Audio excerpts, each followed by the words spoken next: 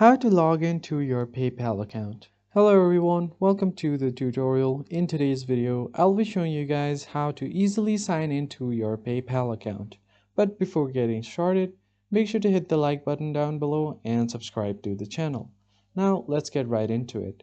The very first thing you need to do is open up your web browser on your PC or your phone, or you can just directly use the app on your phone. Now on your browser, you're just going to search for paypal.com, and on the homepage you'll find two options: to log in or sign up. If you already have an account, you log in, and if you don't have one, you can just sign up for a new account. So just tap on the login option right here.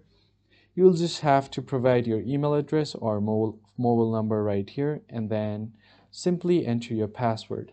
And if you don't remember your password, you can click on forgot password to recover it. It will either send you a reset link on your email or just give you a verification code on your mobile number. So you can choose that option, whichever you want, and then tap on next and reset your password from there. I'm not going to do that right now. I'm just going to go ahead and enter my password. And once you enter your password, you will be logged into your account, and it's as easy as that. I hope you found this tutorial helpful.